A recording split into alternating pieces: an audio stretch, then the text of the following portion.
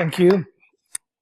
So, whenever I really struggle with writing my own bio, when I get invited to events like this, I just don't know what to put, which is kind of ironic because I'm generally quite good at the whole positioning and messaging as long as it's for other people, for companies or for brands. But when it comes to me, I just can't do it. And it's the same with the second slide of any presentation, the About Me slide. I could fill it with qualifications and awards and achievements that I had, but that feels kind of unsatisfactory and very shallow because it doesn't really answer the question. And the question is, who are you? Who are you? I've asked a couple of friends and experts for help, and they tell me, well, it's no surprise. Your story is all over the place and you need to streamline it. You know, I'm not a process to be streamlined, and the story you're talking about is my life. They ask me, what are your superpowers? Well, if I wouldn't know that, I wouldn't ask in the first place, right? Or they give me the advice and saying, think like a company. Who do you target? How do you differentiate? And look, I completely get that because that's what I do. Segmenting, targeting, positioning. But I'm not a company. I'm not a brand. I'm a human. So it became very clear to me that the only person who can help me find out who I am is myself. And I took inspiration from my name, Felix, the lucky one, and the 5th Harry Potter book, The Half-Blood Prince. In the book, Harry Potter, after concocting the best potion of living death, wins a vial of a substance called Felix Felicis, liquid luck, or bottled fortune. Felix Felicis makes the drinker lucky for a period of time, during which everything they try turns out successful. They turn an ordinary day into an extraordinary day. So I thought that that's it, right? Because I'm called the lucky one, I'm generally lucky, clearly I'm human luck. And that made me feel really, really good. It still makes me feel good because it makes me glow from the inside out. So I took it to a conference to try it out. And it went like this. Hi, I'm Tila. I'm the Talent Acquisition Director of Company X. Hi, I'm Felix, human luck. What? So clearly we needed to do a little bit more work on that. But being the lucky one, I didn't need to wait a long time for more inspiration. And it came from the political environment we're currently in, and especially from Theresa May's speech to the Tory party conference in October 2016, when she muttered the immortal words of citizens of the world are citizens of nowhere. That struck a chord with me. It was a real realization. I'm an immigrant. I'm an immigrant. I am an immigrant. Right? I've never thought about that I'm an immigrant here. But then when I looked at all of the different parts of my life, I said, yes, actually I am an immigrant, or more precisely, I am a migrant. I'm a migrant by date of birth because I'm born in a different country to the one I live in. The UK isn't my first stop and most likely won't be my last. I am a migrant by date of birth. I'm too old to be a digital native, even though I'm living a completely digital lifestyle. I'm a migrant by profession. When I went into marketing, I didn't have any marketing qualifications. I do now because, I appreciate the importance of assimilation. I understand how important it is to understand the heritage, the perspectives, the techniques, and learn about it all. And obviously, I'm also find it absolutely exciting of taking what I learned in different parts of the world and bringing it together with marketing. That's creativity, right? Because creativity is taking two different parts, bringing them together, and creating something new. And this professional migration is continuing. I couldn't even tell you anymore what I am. I'm always somewhat jealous when people say to me, I'm a recruiter. I can't tell you. So when you take migration in this more multifaceted way, then we're all migrants in some shape or form. And I find it very exciting, because there's nothing more exciting to blend and mix instead of separating and being pure. As we're all aware, at the moment, there's a lot of effort being made to separating us into different groups and pitching us against each other. And today I want to talk about the part that we play in that, because it starts with the way we talk to ourselves and to others on a daily basis.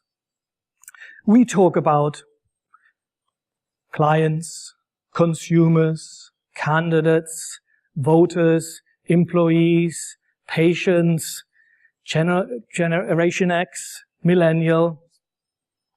We're even separating our own being into smaller and smaller parts and therefore diminishing ourselves.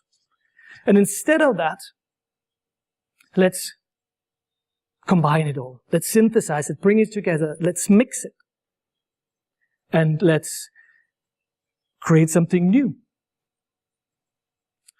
Let's talk people to people. And let's talk to people like people. And let's understand and see that behind all of those terms and categorizations and labeling that we use, that we're so obsessed with, they are people. Let's understand their concerns. Let's really think about and understand those people. At the same time, let's also appreciate and celebrate that people are changing and growing and morphing into something else. We're not stuck in one way. Heinz von Förster, who is one of the founding fathers of the second order of cybernetics movement, he observed that in the English language, when we talk about people, we use human being. We use a past tense, and therefore we describe something that is finished and finalized. In the German language, he observed we use Mensch werden, which means human becoming, something that is continuing and that is always changing. That, for me, is something to celebrate, and that is something that we should encourage more of. Instead of just looking in the past, let's look at the potential of people.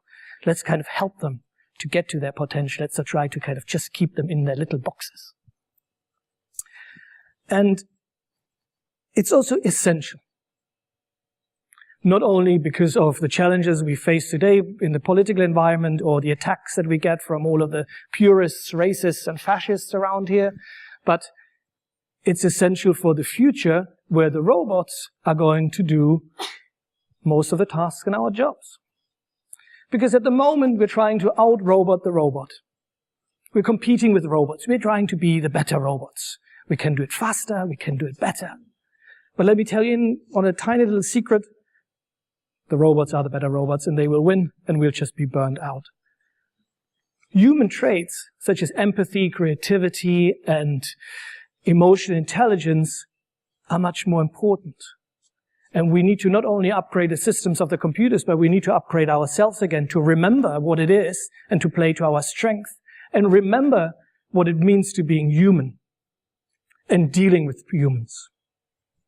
Then shortly after that future, where the robots do most of our jobs, we're free. We don't have to do any work anymore because the robots will do all of the jobs, and like the ancient Greek, we're free. But I bet you most of us will not be able to enjoy that freedom because all of our being, all of our self-esteem, our self-worth, the way we define ourselves is linked to our jobs. We're slaves to our jobs, our job titles, our companies that we work for. That's how we identify ourselves. So in this future, when we're all going to be free, we have a lot of time, we need to go beyond the job part and we need to understand again who we are. Who are you? Because otherwise, that's going to be a very depressing, frustrating, and angry future of all of those people who can't go beyond it. But it's not only us who have to change it. it's also all of the systems around us. Because look, the political system is creaking, the financial system is creaking, the health system is creaking, the education system is creaking, and I could go on and on and on and on and on. We need to reinvent and reimagine all of that. But this time around, let's put it around the people. Let's put the people at the start, in the middle, at the end. Not the corporations, not the profits, not the productivity enhancements, not the processes, but the people. So, who are you? Take some time to answer that question for yourself. Who are you? Ponder it a bit. Get to know you again. Become your own best friend. And don't take the easy thing of saying, I'm the Chief Marketing Officer of X. I want to know who you are. And while you do that, a little bit of awareness of putting people really and truly at the heart of it. Maybe, when you write your next job description or you create your next talent acquisition campaign, dismiss all of the 4 P's of marketing, the production, a product, price, promotion, and place. Because they're actually, funny enough, organization-centric. And replace them with the people-centric 4 P's of performance, participation, personalization, and package. And when you have the next debate about employer branding, remember, there is no employer brand. There's no consumer brand. There's only one brand, and this brand lives and exists through the people within the network of a corporation. To summarize, thank you, Theresa May, for giving me the opportunity of finding out who I truly am. And fuck you, all you purists, racists, and fascists. I'm a migrant. I'm a wanderer between worlds. I'm a human becoming. I'm a citizen of everywhere. And yes, I am human luck. Thank you.